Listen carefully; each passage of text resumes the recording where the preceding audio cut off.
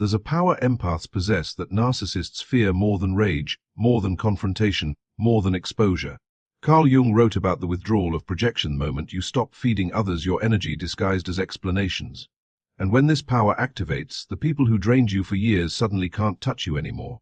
You're tired of defending your sensitivity. Every boundary you set requires a paragraph of justification. Every no comes wrapped in apologies and explanations. You find yourself trapped in conversations you never wanted, defending feelings you shouldn't have to justify, explaining depths that others refuse to understand. The narcissist demands reasons. The user questions your motives. The energy vampire dissects every word, searching for the weak point where your explanation crumbles. And so you explain more, you elaborate, you provide context and backstory and emotional blueprints of your inner world. You were taught that understanding breeds compassion, that if you could just make them see, but the exhaustion is becoming unbearable. Each explanation drains something vital from you. Each justification hands away a piece of your power. You feel yourself disappearing beneath the weight of words that fall on deliberately deaf ears. Carl Jung once observed that the privilege of a lifetime is to become who you truly are. But how can you become yourself when you're constantly translating your existence into language others will accept? What happens when an empath finally stops explaining themselves? Jung understood something most people miss about empaths and their endless explanations. He called it the tyranny of consciousness. You weren't born needing to justify your existence. This was taught to you by people who weaponized your sensitivity against you. They trained you to believe that your boundaries were up for debate, that your feelings required external validation, that silence was cruelty and self-protection was selfishness. So you learned to over-explain, not because you lacked clarity, but because others lacked respect. And here's what Jung would tell you every time you explain yourself to someone who has no intention of understanding: you're not communicating. You're abandoning yourself. You're feeding your power into a void that only grows hungrier. This isn't connection. It's slow erasure.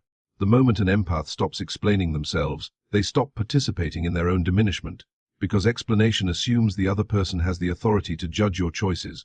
It assumes their confusion is your responsibility. It assumes your inner knowing requires their approval to be valid. Jung called this the projection problem. Manipulative people project their own lack of boundaries onto you. They act bewildered by your limits because they have none. They demand explanations because they live explained lives, always performing for approval. But you are not performing, you are being. And being requires no explanation. When you finally understand, thestrally understand it, something shifts in your nervous system. The compulsion to justify begins to dissolve. The ancient terror of being misunderstood loses its grip. You realize that the right people never needed your explanations. They respected your no the first time, and the wrong people wouldn't honor your boundaries even if you wrote them in blood. Watch what happens when an empath stops explaining themselves. First, the discomfort arrives. Your body, trained in overcommunication, will panic at the silence. The old program runs explain, elaborate, justify, apologize. But you don't. You simply state your truth and let it stand alone. I'm not available for that. That doesn't work for me. I've decided to step back. No paragraphs, no preambles, no diplomatic cushioning of reality, just truth, clean and unadorned. And then the sorting begins.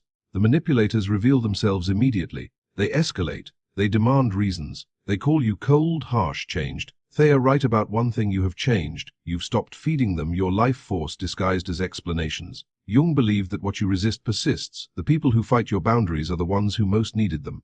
Let them fight the air. Meanwhile, something extraordinary happens internally. Your energy returns. The constant drain stops. You discover space inside yourself you'd forgotten existed, space that was occupied by endless internal rehearsals of explanations you might need to give.